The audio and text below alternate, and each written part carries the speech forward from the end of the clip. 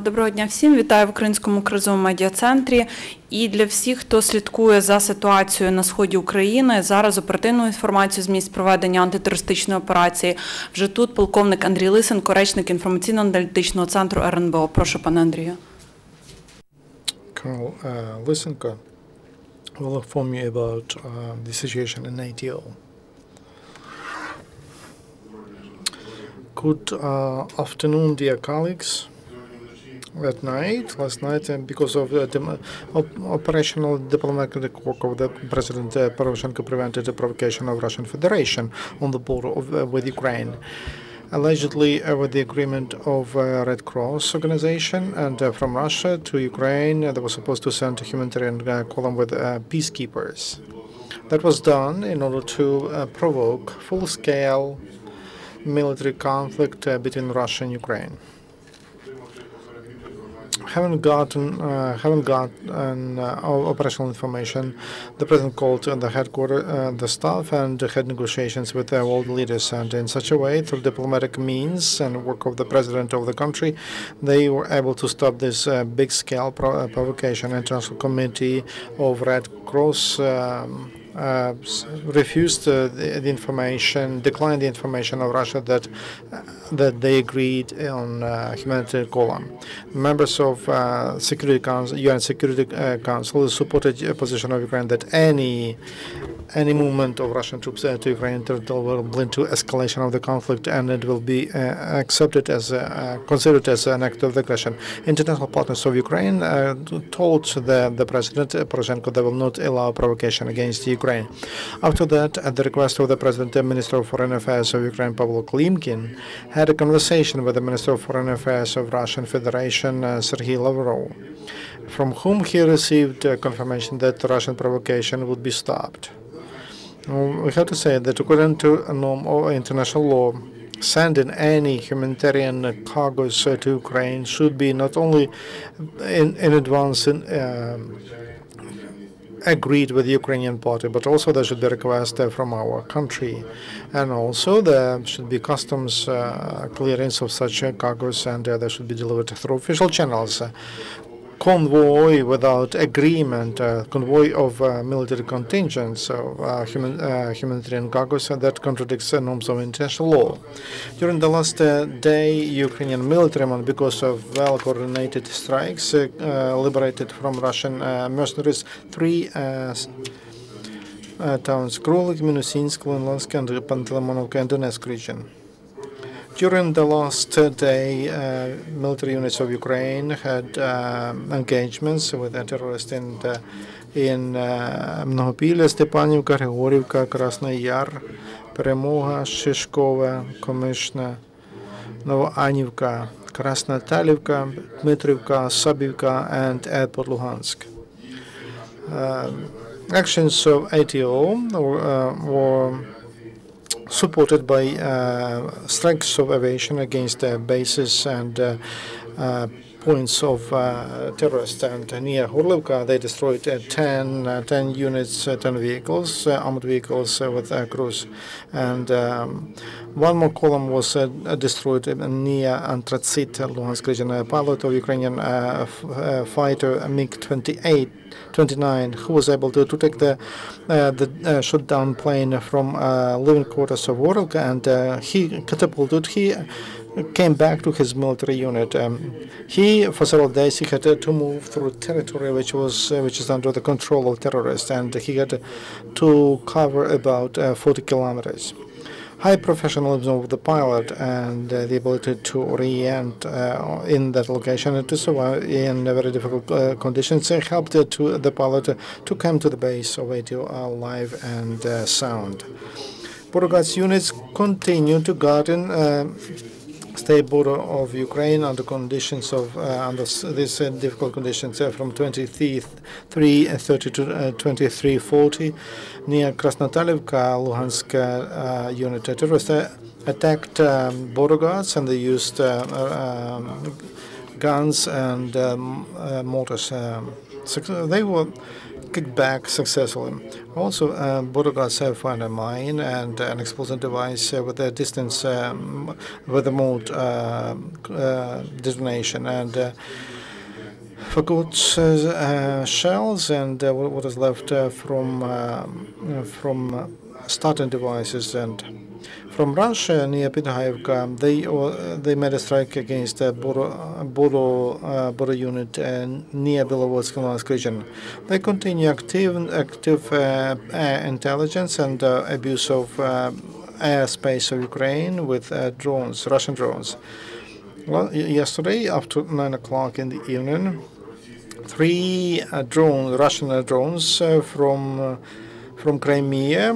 They were registered, noticed near Komisarivka, near Novopetrivka, and near technical observation Kirillivka.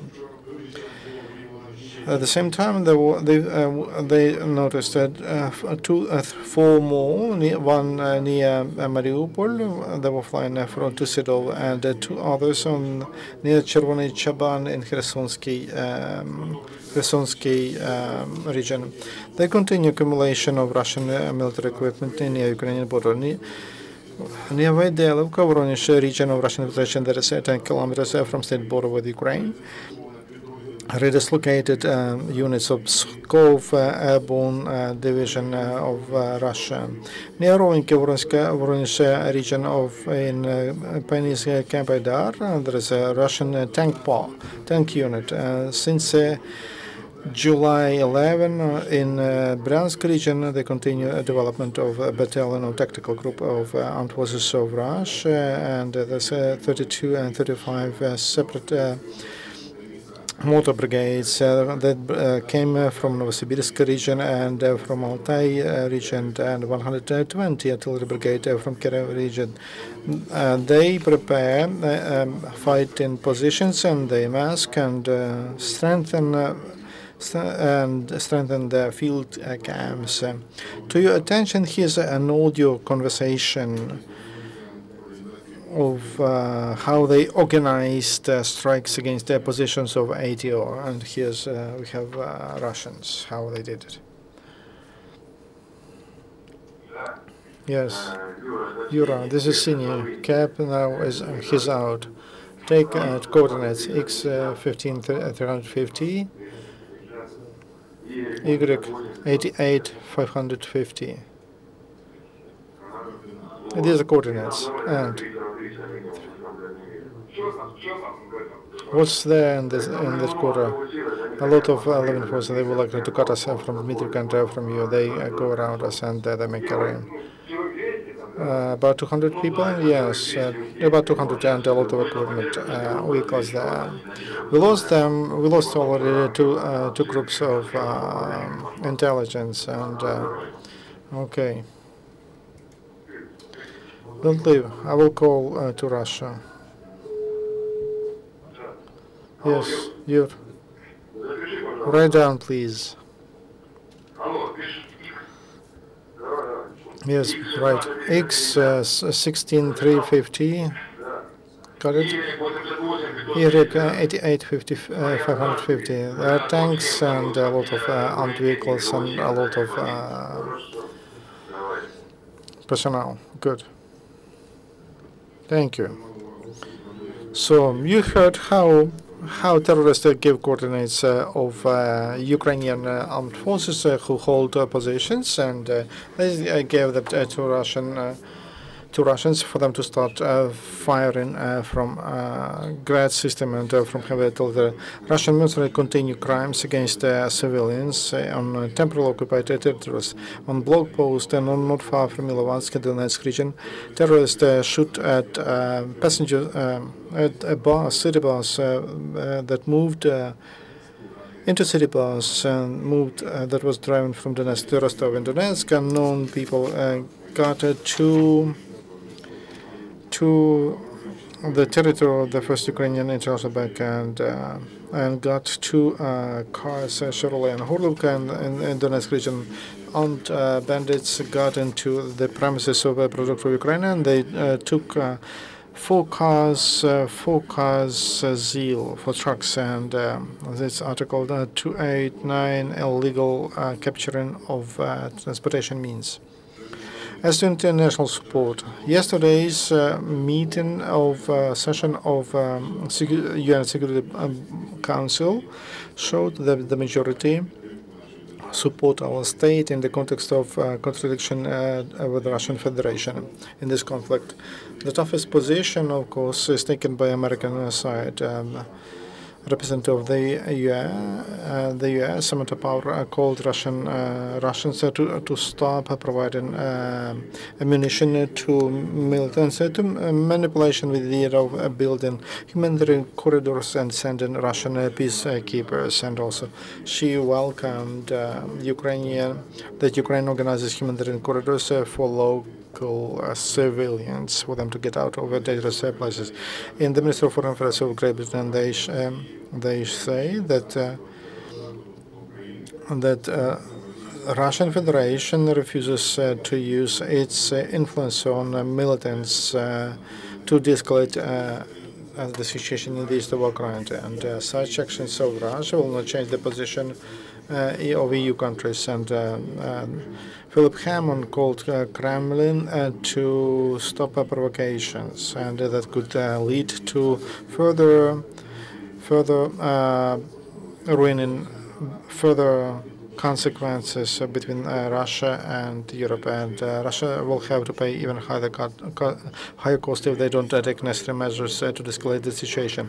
Prime Minister of Australia, Tony Abbott, told that they plan to develop tougher sanctions against Russia and to introduce them in case they get on the territory of Ukraine, with a goal to prevent the situation of using by Russian mercenaries children as a live shield. The Ministry of Social Policy of Ukraine appealed to coordination headquarters to take measures for secure evacuation of all the children that are in the area. Such evacuation should be along humanitarian corridors, and the transportation means should be provided. Ministry of Social Policy asked the Ministry of Infrastructure of Ukrainian Railroads to provide 3 additional cars from Krasnodon station for possible evacuation of children from boarding schools in Luhansk region, and to evacuate all the children in the epicenter of engagements. And on the 7th of August in Luhansk and the Donetsk regions, 2 other administrative territorial units of Ukraine moved 43 boarding schools of family type and 85 foster families. That's all information. Please, your questions. Thank you very much. Questions? Several hours ago, and from Strelkov, Krasnolutsk was captured by enemy, etc. Donetsk group and completely surrounded. Can you give comments to this information? Thank you for your comments. We don't comment calls for assistance or anything like that by leaders of gangs. Everything that was liberated completely, I gave you that information. As soon as other cities are liberated, we'll tell you about that. So please, get all information you can get from sources like terrorists. Check that. We don't confirm that. Thank you.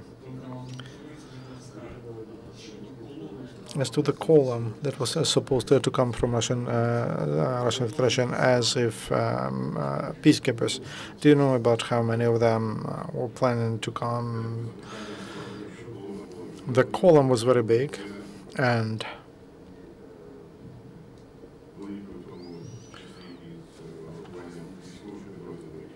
there were military units that were supposed to guard. So we don't know numbers of the personnel and vehicles. The intention of that column was to get to the territory of Ukraine, but the intention was disrupted. So provocation has not taken place because of a quick reaction of the President of Ukraine and the support of the international community. Thank you. In Konotop, in Sum region, there was 4 explosions on the military factory. And information, there is information in internet. We don't have any confirmation. More questions? More questions? No questions. As to losses during the last day, during the liberation of Ukraine, during the last day, we have 13 casualties. These are from armed forces of Ukraine. They are not border guards. We say we give information about all units who participate in liberating Ukraine. And as to Russian military men who along the border have trainings, are they done with those trainings? Ministry of Defense of Russian Federation announced that the trainings are over, tests are over, and they made analysis, but we cannot state that that became one of the stage of de-escalation of the situation near our border. Thank you. Colleagues, do you have questions? No questions. Thank you very much for operational information.